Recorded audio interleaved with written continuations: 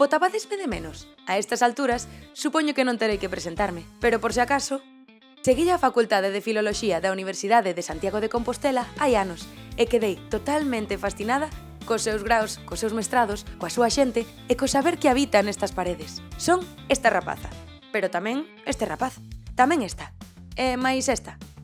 Eu son todas as persoas que pasaron por esta facultade, con tempos, experiencias e historias distintas, pero un mesmo sentir. Todo o mundo me chama Alex. As miñas aventuras polos graos e os mestrados fixéronse coñecidas. Quería pechar o círculo e ensinar ao mundo os distintos grupos de investigación con quen tiven a oportunidade de falar. Por iso decidín facer unha grabación ás distintas persoas responsables e así poder seguir coñecendo a historia da Facultade de Filoloxía de Compostela. A primeira era Milagros, a responsable do grupo Coiné. Ás veces pensamos que investigar é buscar respostas difíciles, pero moitas veces o mellor é comezar cunha pregunta sinxela. O Grupo Coiné ten unha historia, unha tradición dilatada na facultade e levamos traballando xuntos ao rededor de 25 anos. E nestes últimos anos, o tema fundamental que nos interesa é a fala dos nenos, a fala infantil. Ao ocuparnos da fala dos nenos, facemos lingüística, investigación de descoberta, porque a fala infantil sempre se ten recoñecido como que os nenos non saben falar ou que falan mal. Claro, levar sorpresas, nenos que teñen sentidiño, que son capaces de automirarse, e dicir, por exemplo, chámalos ei, ei, e contestan non son ei, eu non me chamo ei, chámome Sofía. Ou nenos que ante un xogo ou unha tarefa que non teñen ganas de facer, pois inventan excusas e dicen va venir mi papá, para non facer a tarea, nin participar no xogo. Ou intentos de corrección, que calquera pode facer. Non é Melel, é Miguel. O neno dice non é Melel, é Melel.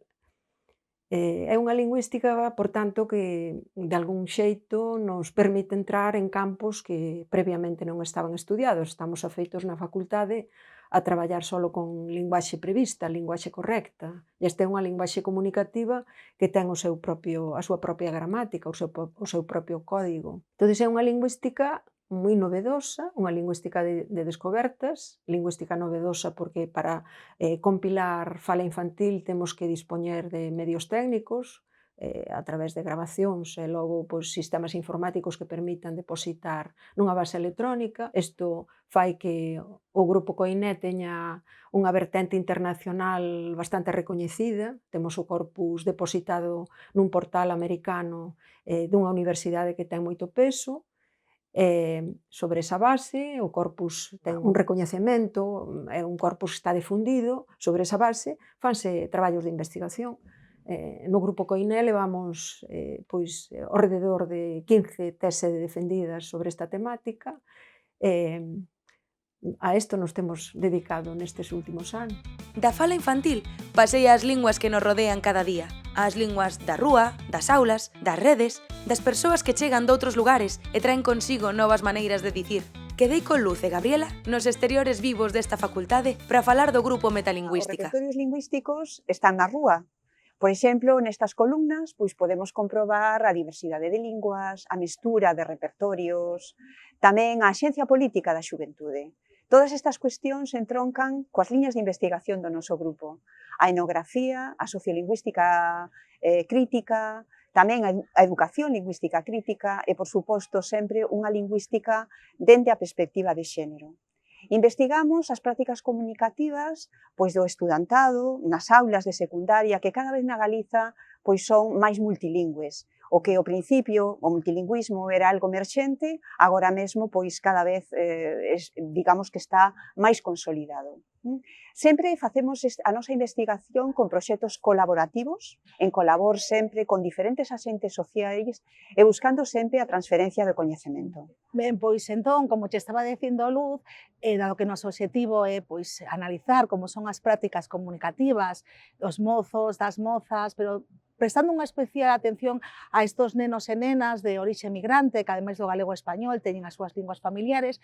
Nos últimos 15 anos nós tivemos como objetivo desenvolver recursos e metodoloxías que nos permitirán recoller unha gran diversidade de datos para que a nosa análise podese explicar realmente esas relacións entre discurso e sociedade.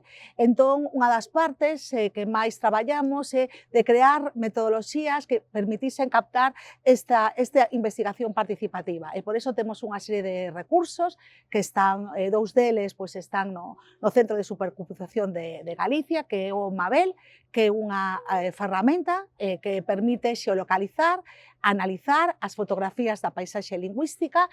Temos outra na que as persoas pois, poden tamén recoller diferentes biografías lingüísticas e mesmo tamén subir as súas biografías lingüísticas, e con todos eses datos tamén facemos un procesamento importante e temos un gran corpus agora mesmo, porque levamos moitos anos desenvolvendo, que é o corpo CORES, que é o corpus de repertorios heteroglóxicos de estudantes de secundaria. E mentres unhas investigacións miran cara ao presente, outras viaxan cara atrás no tempo, cara aos textos, as palabras escritas hai séculos, as voces que aínda nos falan se sabemos escoitalas, como fai María José do Grupo Quevedo. Bueno, Alex, pues no sé la verdad por dónde empezar para explicarte a qué nos dedicamos. En realidad, lo central es Quevedo, ya sabes, Francisco de Quevedo, ¿no? Su poesía y su prosa fundamentalmente. Eso desde el principio, desde 1990 y algo, ¿no? Que se fundó el grupo, pero en realidad en los últimos tiempos, en los últimos años, hemos ido enriqueciendo bastante lo que es nuestra actividad, ¿no? Y de hecho, por ejemplo, hay líneas de investigación sobre la literatura hispano-portuguesa en el siglo de oro, también sobre literatura medieval, acaba de incorporarse otra profesora al grupo, ¿no?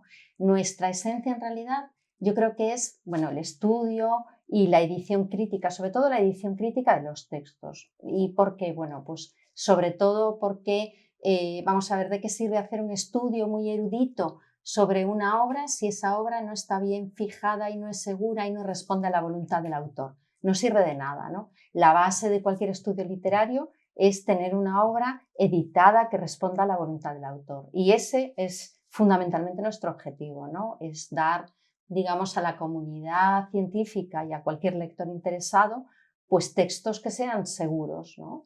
El grupo está constituido por varios catedráticos, somos 4 catedráticos, y ahora mismo están incorporadas 2 investigadoras postdoctorales, ¿no?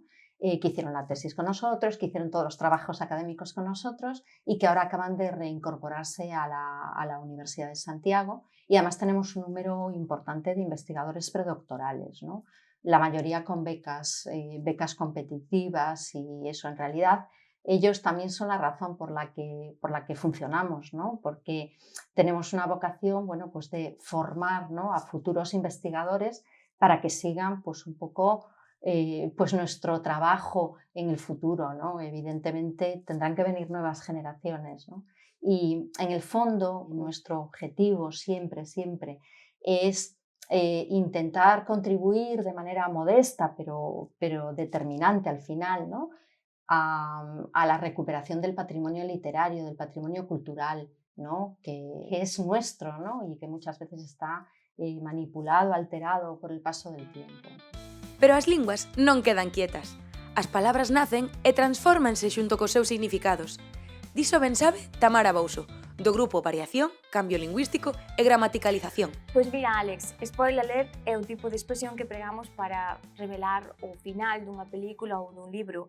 Este é un exemplo prototípico de cambio lingüístico porque únicamente se empregaba para revelar unha sorpresa inicialmente, pero hoxe en día tamén se emprega para indicar que algo é evidente. Por exemplo, spoiler alert, vai chover en Galicia. Este tipo de cambios son xusto o tipo de fenómeno que estudamos no grupo de investigación Variación, Cambio Lingüístico e Gramaticalización, que se fundou nos anos 90 e que dende entón pois, nos dedicámonos a investigar como e por que cambian as linguas.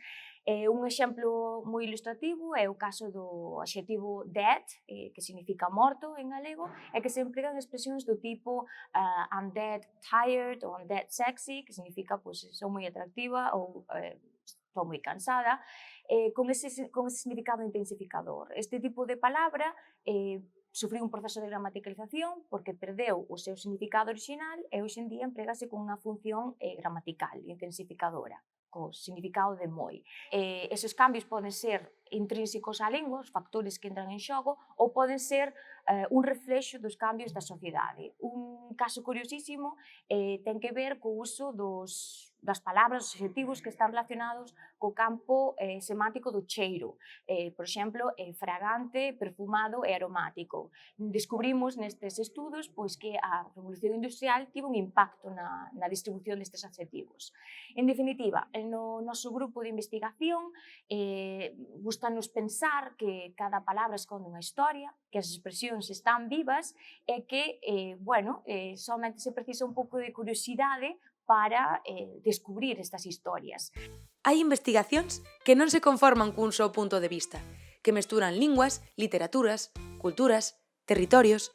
Esta magnífica viaxe levoume a conversar con Elías, da Rede Galabra. O grupo de investigación Galabra, na Universidade de Santiago de Compostela, que é un grupo que nasceu na década de 90, nos finais da década de 90, con xente nova, que estábamos, eu tamén, pois, formándonos e comezando a nosa vida investigadora. Galabra significa galego, luso, africano, brasileiro, porque definíase naquela altura xa como un estudo dos sistemas culturais.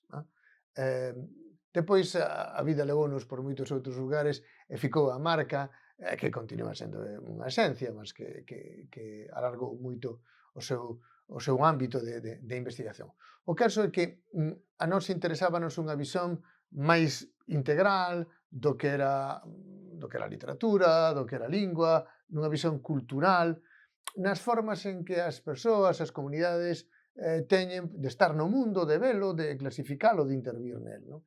E por aí focamos as nosas investigacións. Eu diría que fomos alicerzando unha especie de triángulo que podemos definir nos seus tres vértices como narrativas, comunidades, territorios.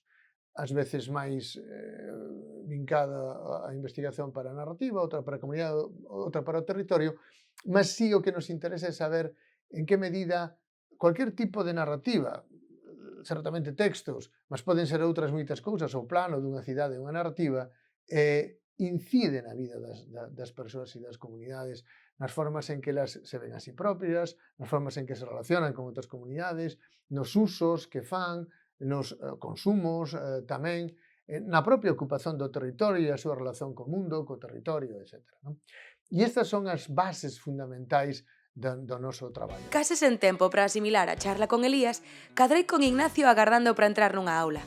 Pensei que era o lugar perfecto para falar tranquilamente sobre o grupo de investigación Expertus. Utilizamos o acrónimo Expertus. Foi un grupo que se creou no ano 99, é dicir, que levamos bastante tempo traballando xuntos. Somos un total de 7 persoas, 7 investigadores, e tamén temos unha técnica de investigación e despois hai persoas en formación.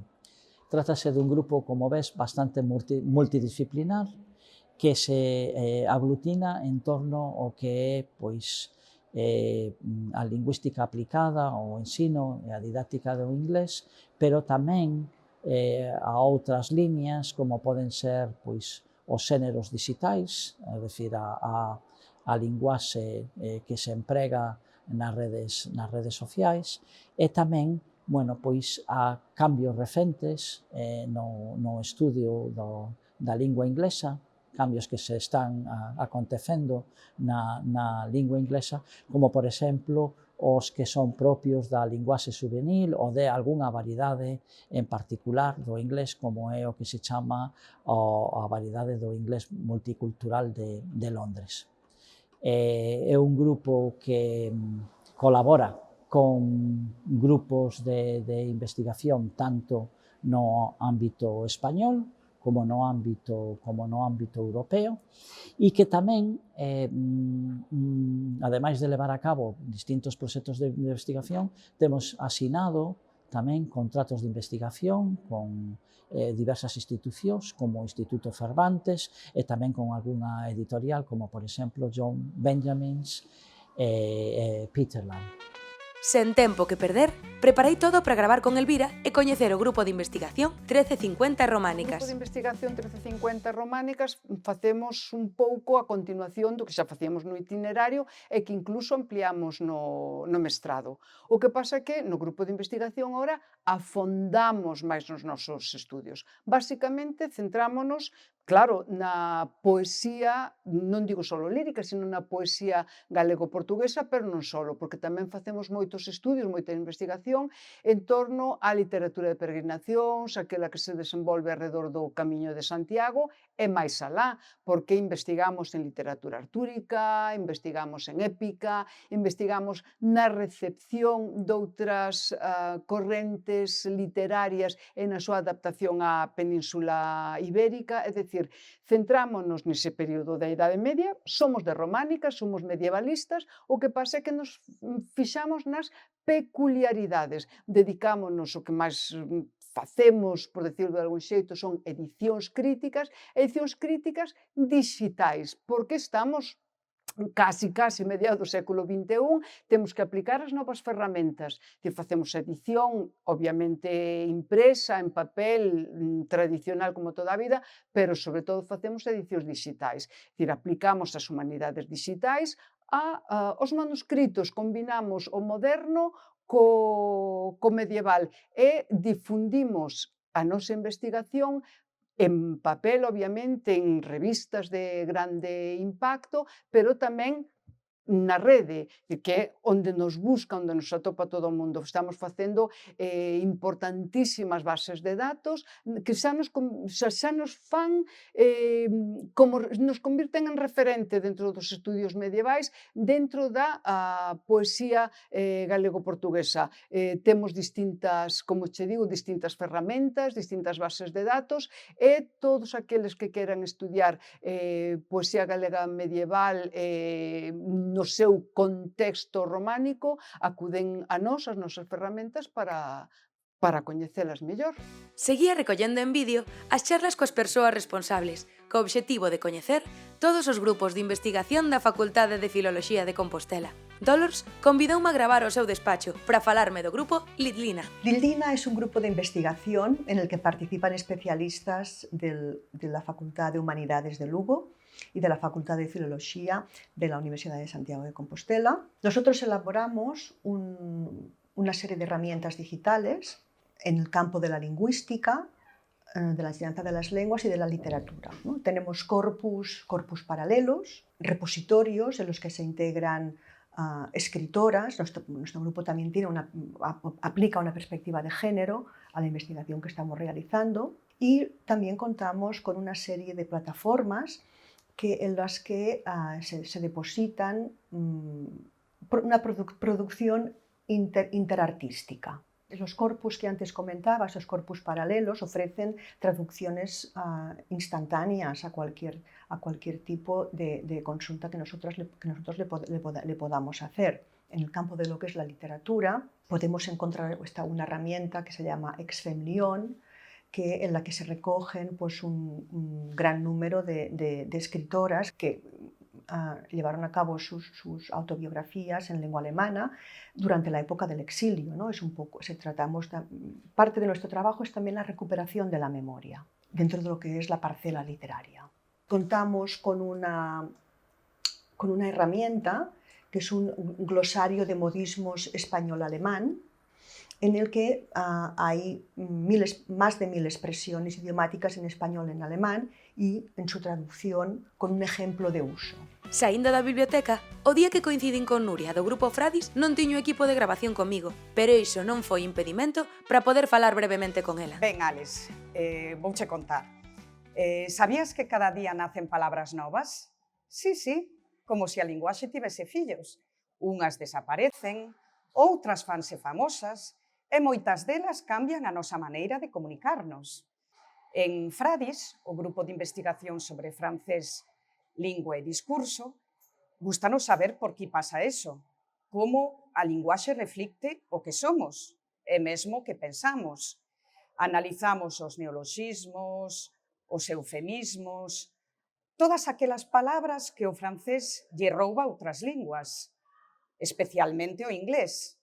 pero tamén estudiamos a linguaxe políticamente correcta, os préstamos, todo o que iso significa cando aprendemos e cando falamos francés.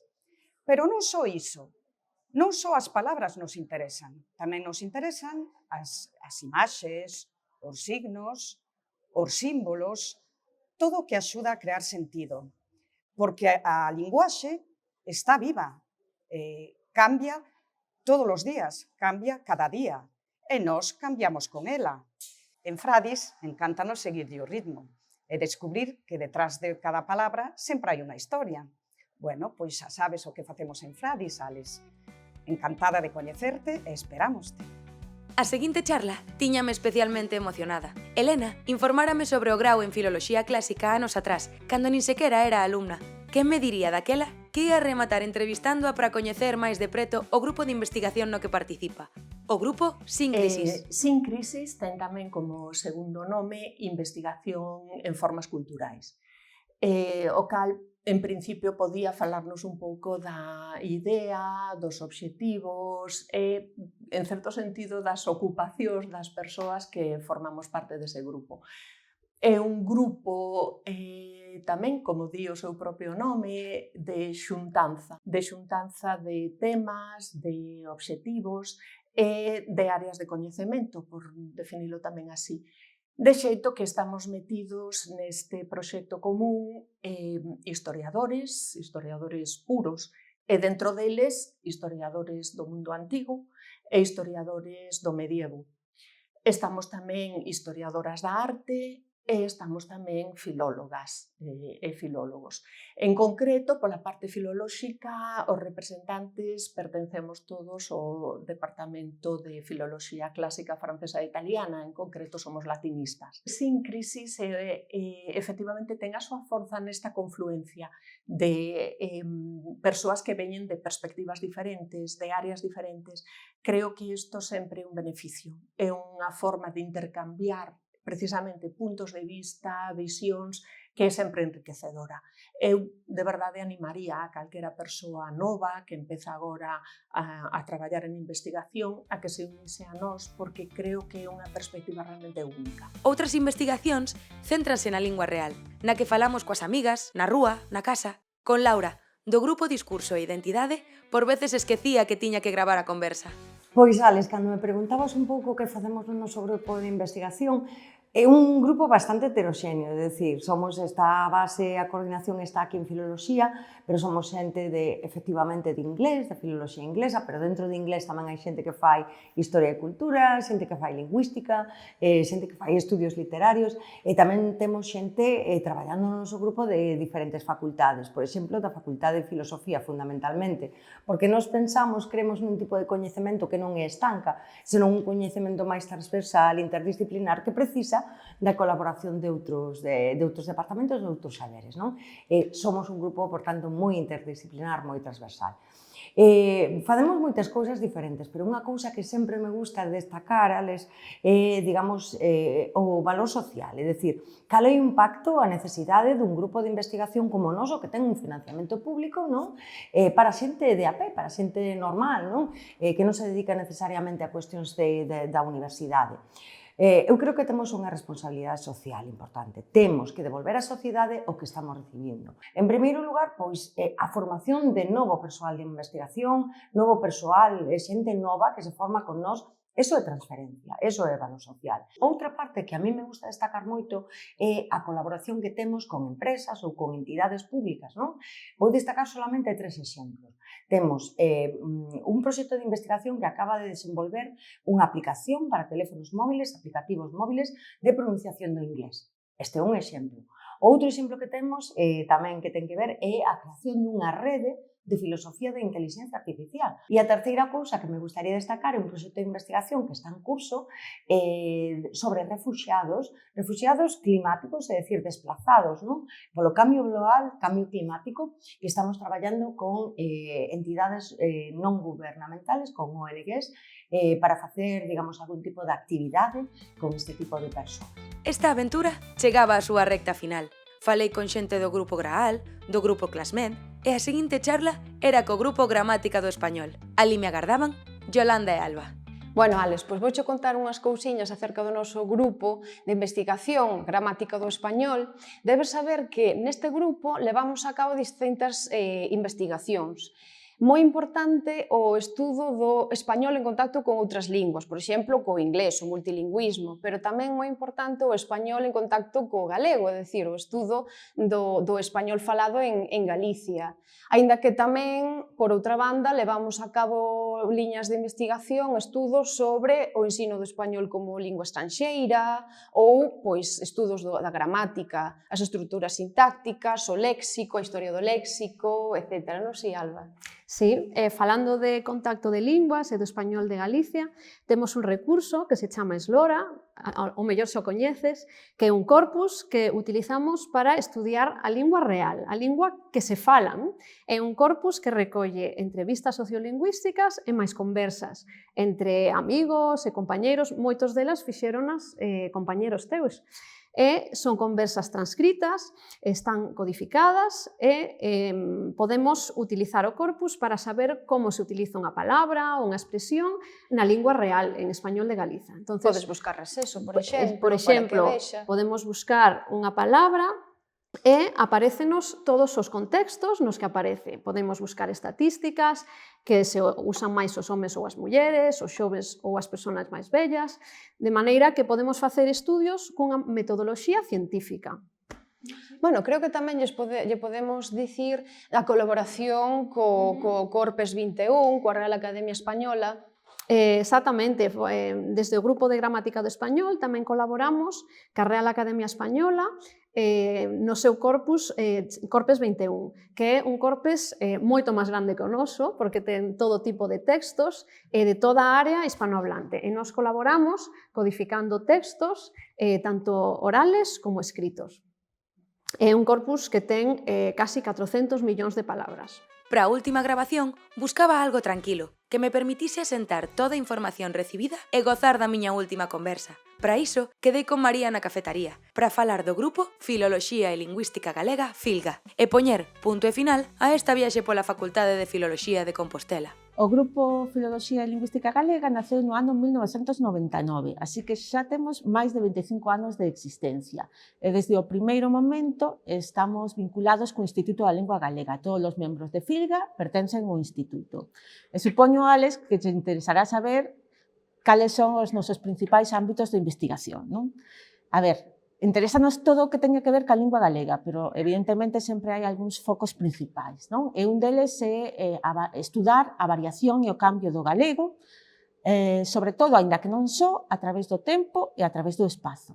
Tamén nos interesa estudar as actitudes das falantes e dos falantes cara ao galego, as ideoloxías lingüísticas, a situación social do galego, a onomástica, os nomes de persoas, nomes de lugares, etc. Tamén desenvolvemos xa desde o principio numerosas ferramentas e recursos digitais, todos eles en aberto, supoño que coñeces algúns deles, que facilitan a investigación ou que axudan a difundir o patrimonio lingüístico e cultural. E, por outro lado, nos últimos tempos tamén abrimos novas liñas de investigación, por exemplo, relacionados cos estudos literarios e culturais, e tamén cas tecnoloxías lingüísticas. Supoño que coñeces, Alex, o proxecto NOS, non? E entón, aí, o ILGA desenvolve tecnoloxías da fala que permiten que as máquinas falen e entendan o galego. E, por último, tamén te quería comentar que temos tamén especial interese en fomentar unha actitude positiva cara ao galego e en poñer en valor o galego en toda a súa diversidade. Mentres escoitaba a todas estas persoas, decateime de algo. A investigación non é un camiño reservado para uns poucos, é unha forma de seguir facendo preguntas, de non conformarse, de querer entender un pouco millor o mundo. Despois de coñecer os graos, mestrados e grupos de investigación, podo afirmar que quero seguir formando parte da historia da Facultade de Filoloxía.